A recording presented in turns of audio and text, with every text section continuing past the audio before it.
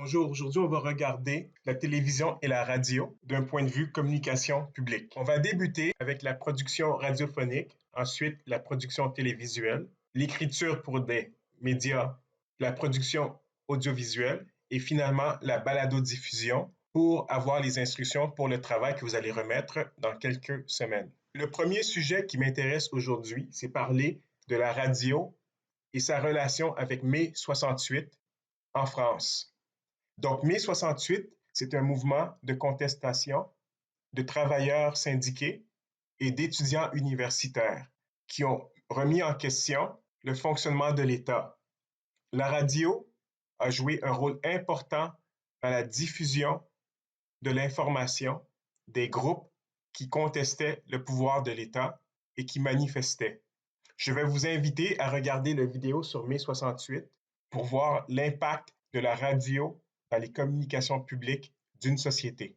Maintenant, nous allons regarder les 5 phases historiques de la radio. La première phase, c'est l'époque pionnière de la radio, où la radio inventée par Marconi et l'usage de la diffusion par plusieurs individus de façon non réglementée, principalement aux États-Unis, mais un peu ailleurs au monde aussi. Ce qu'on peut appeler l'âge d'or de la radio, qui est la période 1926-1948 qui vient après, c'est la consolidation des contenus dans des postes de radio qui forment des chaînes nationales. On peut parler ici des premières émissions radio diffusées d'un océan à l'autre. La troisième époque, c'est ce que moi j'appellerais l'ombre de la télévision de 1949 à 1960, à peu près, les années 60, où la place de la radio a diminué à cause de sa grande compétitrice, la télévision. Donc, la radio a essayé de concurrencer la télévision et de se trouver une niche spécialisée. La quatrième étape de la radio, qui nous vient jusque dans les années 90, c'est une réalisation que la radio n'a plus sa place en termes de médias dominantes, donc elle a accepté ou abdiqué sa place à la télévision et maintenant essaie de trouver son rôle dans un ensemble de médias. Donc ici, on va parler plus de narrowcasting, ce qui veut dire qu'il va y avoir des audiences qui vont être sous-divisées. Au lieu de parler à un grand public général, on va sous-diviser en groupes d'intérêt et on va diffuser nos émissions à ces gens-là.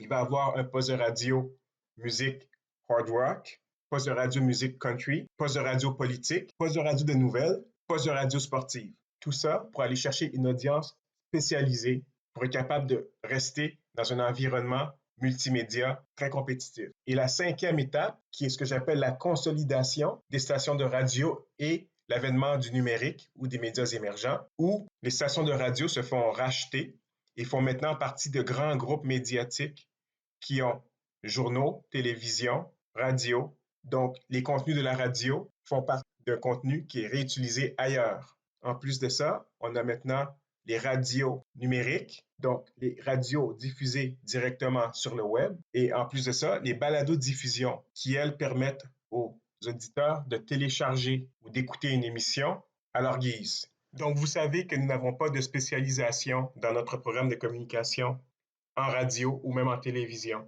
Mais à la base, il y a des choses qu'il faut que vous sachiez. Il y a les formats et les contenus de base et il y a les étapes de production. C'est très simple. Dans les formats, vous le savez déjà, on a ce qu'on appelle les radios AM et les radios FM. Les radios AM ont une projection plus éloignée, donc elles peuvent couvrir plus de territoire. Cependant, il y a des contraintes législatives qui limitent la qualité du son.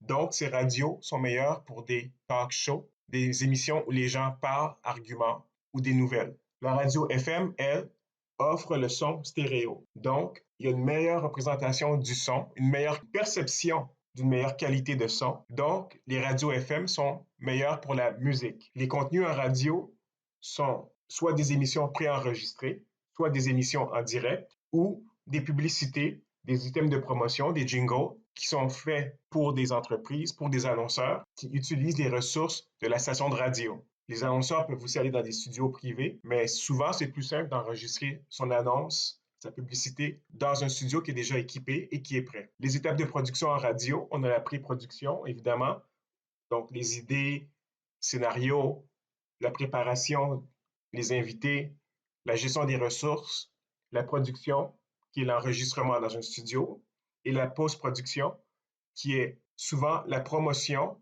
et la publicité. Donc, on va faire des annonces sur notre émission de radio.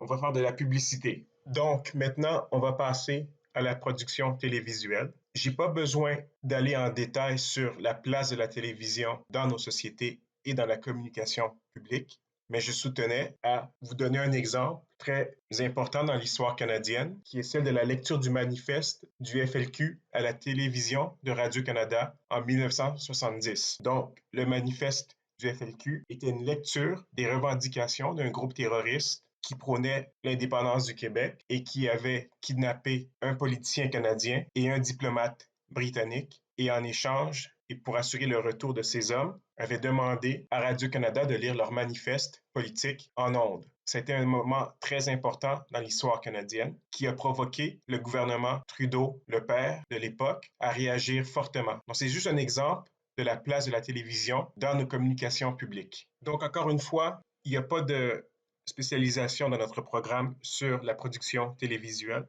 C'est quand même important de connaître quelques bases. Quant au cas du FLQ, j'ai mis en lien une vidéo de Radio-Canada Archives qui vous permettra d'écouter la lecture du manifeste par l'annonceur de Radio-Canada. Les formats de production télévisuelle sont très importants pour nous. Ce que j'aimerais que vous vous rappeliez, au-delà du côté vraiment technique de qu'est-ce que ça veut dire tout ça, c'est qu'il y a des formats utilisés un peu partout, comme le DVD ou le Blu-ray, dans chaque partie du monde. Donc, en Amérique du Nord, nous utilisons le format NTSC, qui a 29 images, 0.97, souvent on dit 30 images par seconde, qui sont affichées à votre écran.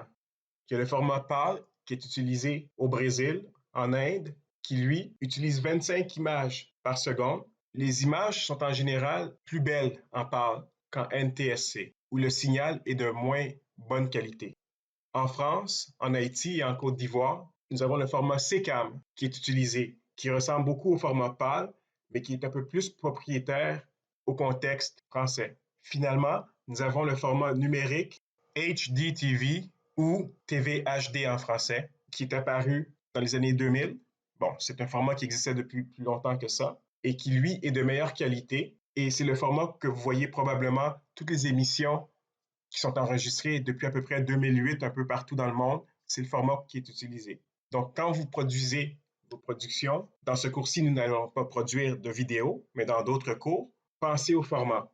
Je vous suggère évidemment d'utiliser un format TV HD, même si moi, pour ce cours-là, comme vous le voyez, j'utilise encore le format plus NTSC pour le cours que vous avez présentement. Les étapes de production en télévision sont plus ou moins les mêmes que celles en radio. Donc, on a la pré-production, donc la recherche, le développement, les scénarios, préparation du studio ou du site de tournage.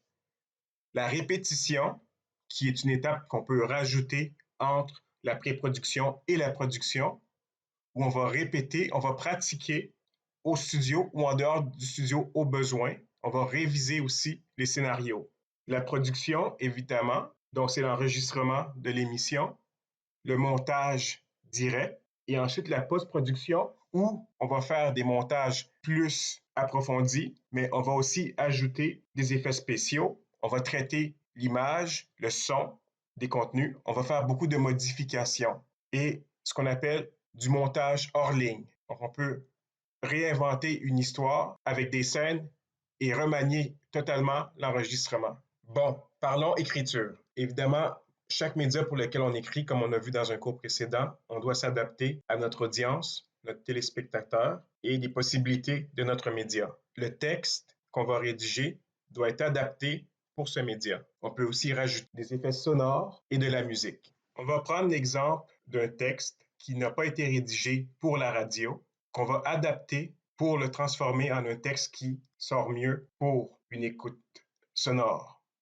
Cet accord multilatéral et ses progrès constants sont essentiels car ils protégeront les Américains qui pourraient autrement être mutilés ou tués s'ils devaient consommer, en connaissance de cause ou sans le savoir, des viandes importées non approuvées, des produits laitiers non pasteurisés ou des boissons alcoolisées dangereuses non réglementées. Nous allons maintenant transformer ce texte en un texte qui est plus optimisé pour la radio ou la balado-diffusion. Et maintenant, voici le texte optimisé pour la radio. Nous devons signer rapidement cet accord pour protéger les Américains des viandes, des produits laitiers et des boissons alcoolisées non réglementées et dangereuses.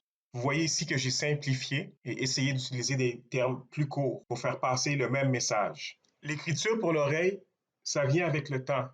Donc, il faut le pratiquer souvent pour devenir très bon. Il y a quelques types que vous pouvez utiliser. Donc, écrire des mots plus courts, utiliser des phrases plus courtes, utiliser des contractions et, pour vraiment bien tester votre texte, le réciter à haute voix et l'optimiser constamment. Les éléments d'un scénario pour l'audio sont à peu près les mêmes que le scénario pour d'autres formats tels que le cinéma, la télévision ou même le théâtre. Donc, on doit toujours savoir qui parle, qu'est-ce que la personne dit, quels sont les effets sonores et la musique, quelles sont les instructions de la scène. On va utiliser des combinaisons de texte en gras, de texte en lettres majuscules et en minuscules pour bien séparer et identifier chaque partie de notre scénario. D'après toi, qu'est-ce qui rend un scénario audio différent des autres formats? Pense-y un peu. Donc ici, j'ai un exemple de scénario que vous pouvez utiliser. Qu'est-ce qui est important de savoir? C'est que les instructions sont entre les parenthèses carrées. Le nom de chaque personnage est en lettres majuscules. Donc, pour votre travail de balado-diffusion, où vous devez me remettre un scénario, je vous encourage d'utiliser le modèle présent. On passe maintenant à la production audiovisuelle technique, donc le travail que vous allez faire dans le projet de balado-diffusion et dans d'autres projets où vous devez faire de la vidéo. Ceux qui ont le cours réglementation avec moi, cette partie est pour vous particulièrement. Dans une autre version du cours, les étudiants devaient faire une vidéo pour YouTube. Je l'ai retiré, mais les instructions sont quand même importantes pour votre connaissance, votre savoir personnel. Donc, les types de production qu'on peut retrouver, c'est le montage vidéo, la composition et les effets visuels. C'est quand on rajoute des effets ou si on fait du dessin animé ou autre chose, ou est-ce qu'on filme des personnes que l'on superpose sur un autre environnement. Ça fait partie de la composition et des effets visuels. Il y a évidemment aussi l'enregistrement et le mixage sonore, avec les effets spéciaux, la musique, pour créer l'ambiance sonore. Les processus de production, toujours le scénario, le scénarimage. Pour le scénarimage, ceux qui sont dans le cours Écriture dans les médias émergents, cette semaine, je donne le cours invité pour Madame Beauparlant sur le scénarimage. Vous savez que c'est une de mes spécialités. Donc, ceux qui ont la chance de prendre ce cours-là, on va travailler en profondeur sur le scénarimage. C'est pour ça que j'en parle pas beaucoup ici, puisque j'ai une séance de 3 heures juste sur le scénarimage. Quand vous faites un processus de production, vous avez planifié votre scénario, votre scénarimage, ainsi de suite, plusieurs révisions. Vous devez ensuite importer tous les contenus dans le logiciel de production. Si c'est un logiciel de son, vous devez importer vos sons.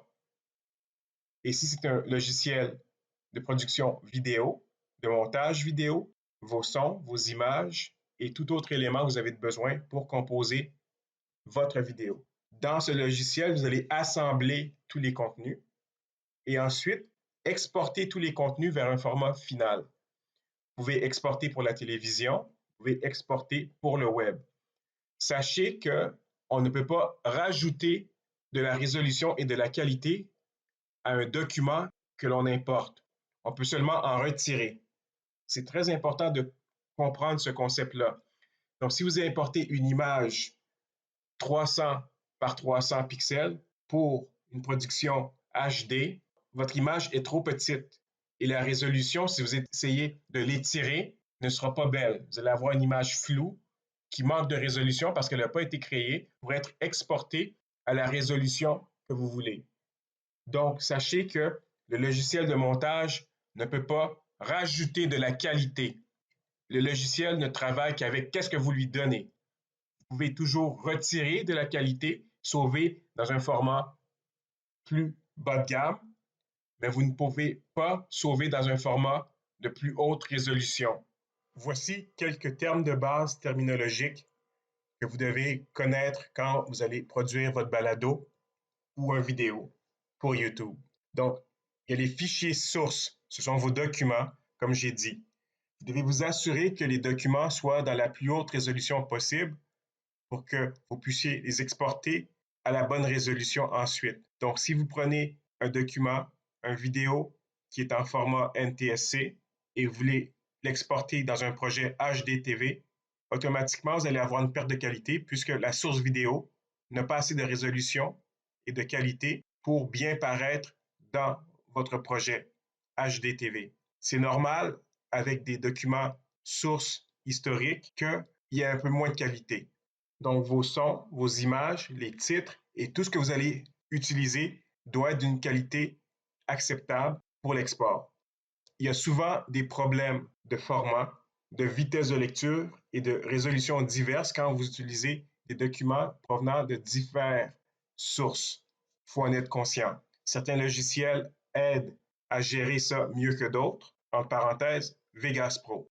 On a ensuite ce qu'on appelle la trame, qui est l'espace dans votre interface où vous allez déposer vos fichiers pour créer une trame, une séquence avec une vitesse commune qui va vous permettre de faire votre montage et de sortir votre clip final, que ce soit du son pour un enregistrement comme une balado ou que ce soit pour de la vidéo. La vitesse que vous choisissez pour l'export final de votre trame est celle qui va être appliquée pour tous les documents que vous allez intégrer dans celle-ci. Sur votre trame, vous pouvez avoir plusieurs calques, donc plusieurs niveaux sur lesquels vous pouvez déposer différents documents comme des images, des sons, des vidéos. Vous avez des outils de production que vous pouvez trouver un peu partout dans votre interface. Et finalement, vous avez souvent pour la vidéo ce qu'on appelle la caméra ou l'écran qui vous permet d'entrevoir une version brouillon de votre travail pendant que vous le faites. Vous pouvez même déterminer la qualité de ce brouillon, dépendamment du logiciel que vous utilisez.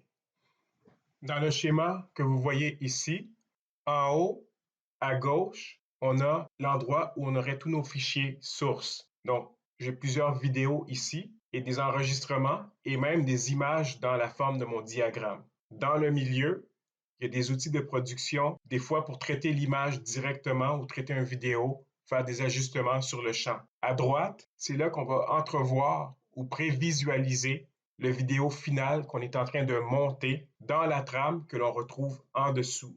Donc, vous voyez dans la trame en dessous, il y a plusieurs calques ou des couches. Donc, il y a plusieurs niveaux où on peut mettre plusieurs documents un par-dessus l'autre parce qu'ils jouent de façon concurrente. Donc, mes sons et mes images sont en parallèle et je peux prendre des morceaux comme dans mon diagramme que vous voyez ici et seulement le mettre là où j'en ai besoin par-dessus les autres calques en dessous. Maintenant, on va voir une vraie interface vidéo. Je vous conseille vraiment d'utiliser un logiciel qui a une interface similaire pour faire votre projet, même dans le cas d'une balado où vous pourriez avoir besoin d'utiliser plusieurs couches et plusieurs niveaux d'image, plusieurs niveaux de son et même un peu de musique pour faire votre enregistrement. Dans l'exemple que vous voyez ici, qui est tiré du logiciel Vegas Pro, vous voyez à gauche en haut la bin où il y a tous les médias, donc les sons que j'ai enregistrés et les images de chacune des diapos. À droite, vous avez l'écran de prévisualisation et en bas, on voit la trame. Moi, j'ai décidé de mettre les images sur un calque qui est par-dessus le son et tous les sons, eux, sont en dessous, sont intégrés un après l'autre. Le logiciel officiellement que nous devons utiliser à l'UQAC, c'est Premiere. Mais Premiere ressemble beaucoup en termes d'interface à ceci. Vous pouvez prendre des logiciels de son spécialisés pour faire votre montage aussi.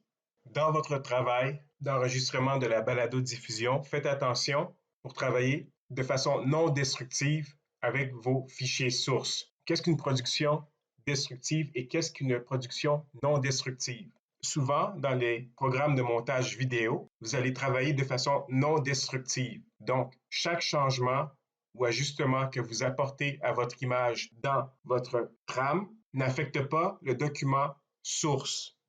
Ce n'est pas toujours le cas quand on travaille dans un logiciel de montage de son ou si vous voulez corriger un hissement ou un bruit de fond, vous allez probablement modifier l'original une fois que vous allez faire la correction du son. Pour être sûr d'avoir toujours une copie originale non modifiée par votre logiciel, vous pouvez vous sauver une copie de sauvegarde avant de commencer votre production. Je vais vous demander maintenant d'écouter la balado-diffusion en anglais que j'ai créée il y a plusieurs années pour mes étudiants de l'Université de Toronto sur comment faire une balado. Donc, c'est une balado méta, une balado sur comment faire une balado. C'est en anglais, mais c'est très simple à écouter. Cette balado vous donne tous les trucs en termes d'écriture, en termes d'enregistrement et toutes les choses dont vous devez faire attention quand vous faites cette balado. Les instructions qui sont véhiculées dans cette balado sont encore les mêmes que j'applique pour vous aujourd'hui, plusieurs années après. En dehors du contexte de notre cours où votre projet de balado est très court, quand vous faites une balado diffusion pour une vraie émission, gardez votre projet moins d'1 heure pour capter l'attention de vos auditeurs. Vous savez que certains de mes cours, des fois, dépassent le 1 heure, donc je ne respecte pas mes propres règles. Utilisez le flux RSS et iTunes pour promouvoir vos projets. Écrivez toujours des métadonnées dans la plateforme où vous affichez vos balados. Donnez une version téléchargeable à vos auditeurs qui puissent se déplacer avec une copie de votre fichier. Vous pouvez utiliser plusieurs logiciels, dont certains sont payants, certains sont gratuits pour faire votre montage. J'en recommande quelques-uns ici. Quand vous faites la diffusion de votre projet, iTunes est le meilleur endroit pour donner de la visibilité à votre projet. Sauf que vous devez créer un compte sur iTunes et à chaque fois que vous enregistrez une balado, vous devez l'indiquer sur iTunes avec les RSS pour que iTunes puisse le diffuser à son propre réseau. Vous pouvez aussi utiliser la plateforme SoundCloud pour déposer vos documents. Vous êtes sûr qu'ils seront accessibles à peu près tout le monde. Quelques étapes de production pour votre balado. Évidemment, vous commencez avec votre scénario. Discutez avec vos invités et les collègues, les partenaires qui vous aident, qui participent dans le projet de balado pour savoir qu'est-ce que vous allez faire exactement.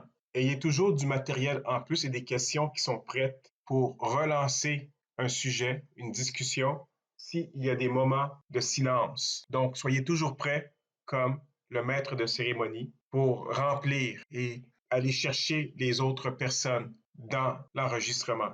Si quelqu'un parle un peu trop et quelqu'un parle un peu moins, c'est votre responsabilité d'inviter la personne en lui posant des questions, en lui donnant la parole pour l'inviter à participer autant que les autres. Donc, la balado, c'est moins une exposition de l'annonceur, mais vous êtes plus un facilitateur de la discussion. Dans votre production, utilisez, si vous pouvez, un logiciel qui vous permet de faire des modifications à vos sons de façon non destructive. Donc, ne pas affecter les originaux une fois que vous faites votre montage. Nommez toujours les fichiers correctement et surtout pour moi, je veux que les fichiers commencent par l'année, le mois, le jour, ensuite le titre que vous voulez donner à votre projet. Donc, il faut toujours donner des noms des fichiers qui sont bien nommés. Le format final pour sauver votre balado est probablement le format MP3, qui est le format le plus populaire pour utiliser sur le web. Dans votre projet, c'est important que vous soyez bref et clair, donc une belle expression. J'aimerais que vous vous concentrez sur le scénario un peu plus que sur les valeurs de production. Donc, il faut que votre message que vous allez dire tienne la route et soit bien fait. Et pour que ce soit bien fait, en général, ça passe par un scénario qui est bien développé d'avance. Donc, un peu moins d'improvisation et plus de préparation. Si vous intégrez des sons de la musique, soyez conscient que vous devez payer des licences. Je vais vous donner des liens où vous pouvez aller télécharger des sons gratuitement, libres de droit. Autrement, évitez d'intégrer des documents avec des droits à payer, des droits que vous ne possédez pas. Il faut respecter la propriété intellectuelle d'autrui. Vous devez tous faire signer la décharge à vos invités. Un projet sans décharge signée par votre invité ne sera pas accepté. Aucun professeur, je ne veux aucune entrevue avec un professeur. Seulement des experts en communication en dehors de l'université ou du cégep. Pas de professeurs. Voici une liste de quelques logiciels que vous pouvez utiliser, soit sur PC ou sur Mac. Il se trouve aussi des applications que vous pouvez télécharger sur vos téléphones pour faire les enregistrements et à un certain niveau des montages. Bon, je ne sais pas si sur les téléphones, les applications sont efficaces, mais vous pouvez essayer. Voici une liste de logiciels de montage que vous pouvez aussi télécharger si vous voulez utiliser une de ces plateformes pour votre balado à la place d'utiliser un logiciel spécifiquement pour l'enregistrement sonore. Donc, il y a d'autres liens que je vous donne maintenant où aller chercher des sons gratuits et de la musique gratuite que vous pouvez utiliser. Dans votre scénario, vous devez citer tout document que vous empruntez comme de la musique. Ça doit être cité correctement en format APA dans votre scénario. Vous pouvez diffuser votre balado sur YouTube, iTunes, SoundCloud, Vimeo, Dailymotion et autres. Je vais être disponible pour les heures de bureau pour aider les étudiants qui ont besoin d'aide du côté technique ou un peu plus théorique sur la balado. Donc, prenez rendez-vous avec moi pour les heures de bureau comme d'habitude et je vous aiderai. Même si vous avez un problème technique, je peux vous aider avec ça aussi. Vous savez, le cours, ce n'est pas un cours de production, de montage, et vous apprenez donc à faire des balados sur le tas. C'est la meilleure façon d'apprendre. Bonne semaine!